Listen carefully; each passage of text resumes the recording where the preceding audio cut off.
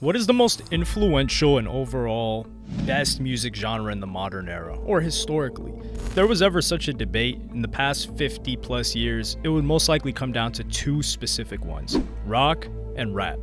Often those two genres are viewed as opposites of each other. Rock, which has always been associated with a dark, grim, and edgy aesthetic, and rap music, which came straight from the streets and was performed by regular, frequently relatable people that came from a poor struggle. Even though people like to categorize and label things, art isn't something you can easily put certain limitations on, and that's the beauty of it. And if it weren't for music's shapeless nature, we'd probably never get to see genre combinations we never knew we desperately needed. And the rock and rap alliance is one of those cases, with rap being almost half a century younger than rock, and recurring skepticism from music fans regarding its artistic value during the early years of hip-hop. The crossover between the two worlds seemed, to say the least, an odd concept. However, one of art's biggest superpowers is completely destroying those barriers in pursuit of creating something unique and truly magical. The first fusion of rap and rock acknowledged by mass culture occurred between two greats of their respective genres. A legendary rap group, Run DMC, that pioneered the genre and was arguably the hottest thing in hip-hop at that time, made a collab with the rock group of the 80s, Aerosmith. The cover of the song Walk This Way by Run DMC featuring Aerosmith was released in '84 and marked a breakthrough for a new subgenre and paved the way for other collaborations in the future. However, the two genres crossed years before that actually. Some believe that the song The Magnificent Seven by the group The Clash was the first actual rap and rock crossover. Others say that it was Eric Burdon and the Animals on their song Year of the Guru, who first tried the rap and rock combination back in 1968, even before the term rapping was created. But these are just elements of each other. Beastie Boys followed the DMC and Aerosmith's footsteps with their song Rock Hard that featured rap verses. LL Cool J released a track, Rock the Bells, and it was during this time that Anthony Kiedis from Red Hot Chili Peppers employed rapping on their self-titled debut album. Later, Anthony shared his opinion on the evolution of the rock and rap fusion. We were early in creating the combination of hardcore funk with hip-hop style vocals. We became maybe an inspiration to Limp Bizkit, Kid Rock, Linkin Park, all these other bands that are doing it now. Another interesting fact is that the Beastie Boys, Run DMC, and Red Hot Chili Peppers all shared one common producer, Rick Rubin, who might be seen as the father of rock rap and one of the most legendary figures within hip-hop. The genre was evolving progressively. In '87, thrash metal band Anthrax released the track I'm the Man, which is considered to be one of the first occasions of rap and metal crossover.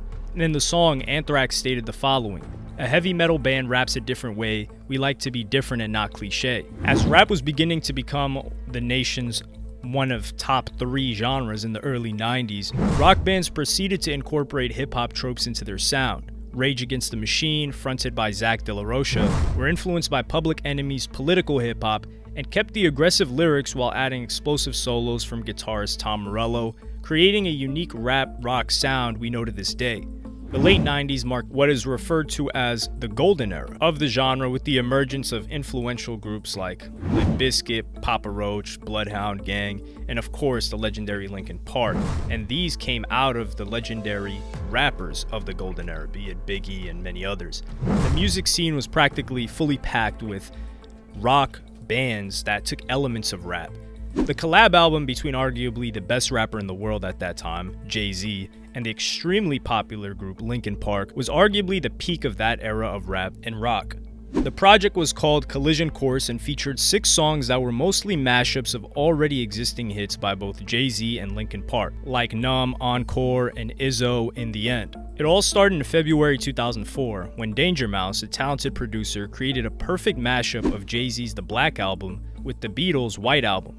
A fun project, and it was called The Grey Album, and got a lot of attention from both hip-hop and rock fans.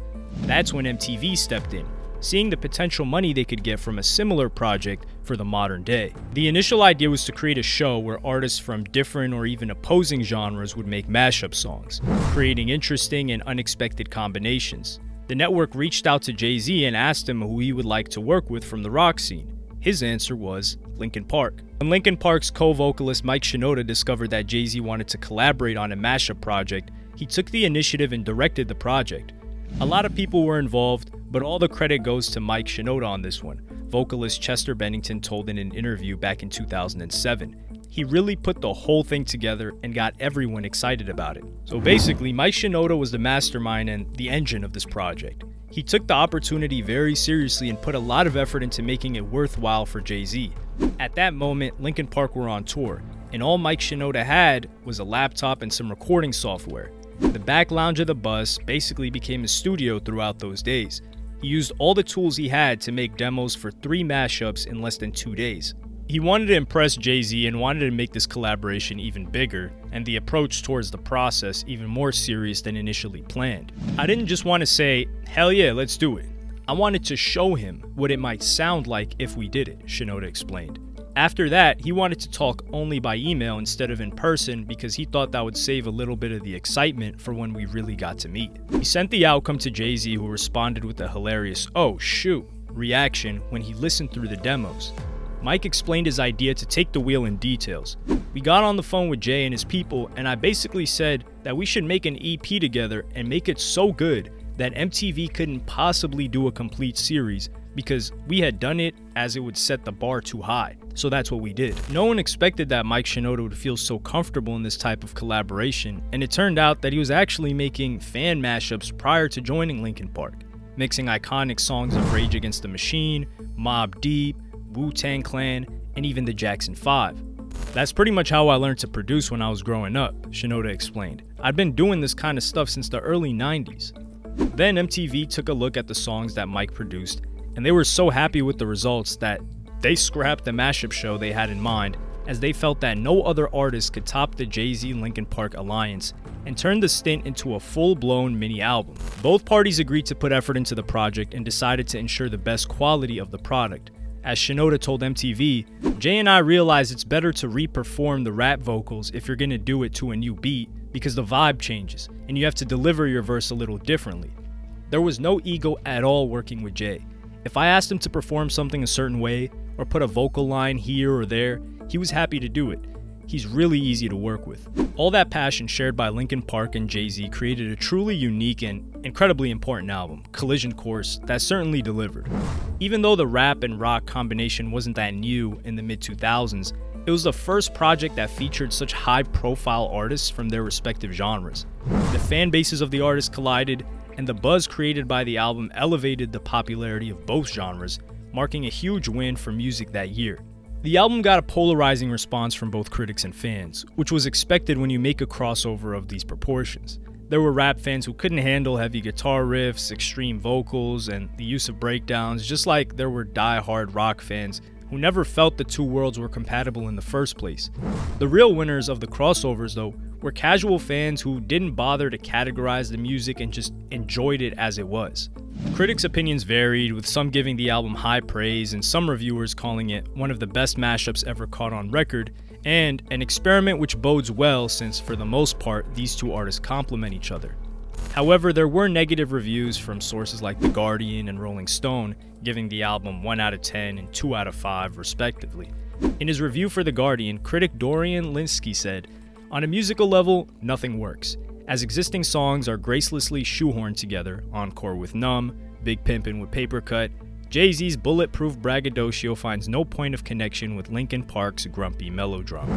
Collision Course would get an overall score of a 3, solidifying itself as a decent but not artistically groundbreaking project in the eyes of critics. However, neither scores nor reviews can describe the influence of this project.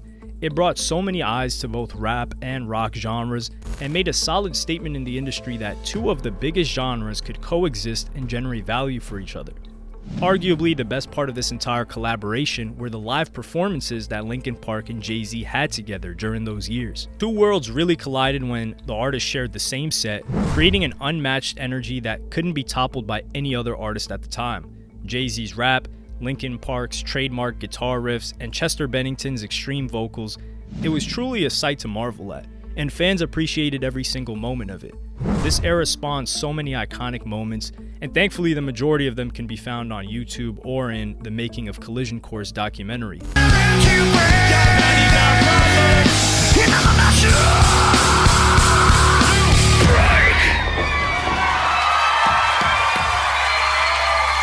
It's difficult to tell how many rap and rock fans actually switched genres during that period, or just decided to offer up an open ear to a genre that they hadn't previously listened to very often. But there's a chance that this number could have reached the millions. Despite mixed critical reactions, Jay-Z and Linkin Park's project was still a commercial success, selling over 2 million copies in the United States, thanks to iconic hits like Numb and Encore, going platinum, and later that year receiving a Grammy for Best Rap Sung Collaboration. Looking back at the project, the concept of an album like Collision Course was simple but brilliant at the same time. Firstly, the project's timing was ideal. Linkin Park was riding high on the success of their now diamond-certified Hybrid Theory, while Jay-Z had reached the mainstream part of his career at the peak by the time the project was published, with 8 #1 albums under his belt. To sum up, everyone involved was rewarded. MTV got their money, Jay-Z got his bag, even more mainstream attention, while Linkin Park got all of the above as well, showing off their range and had a great time creating the project.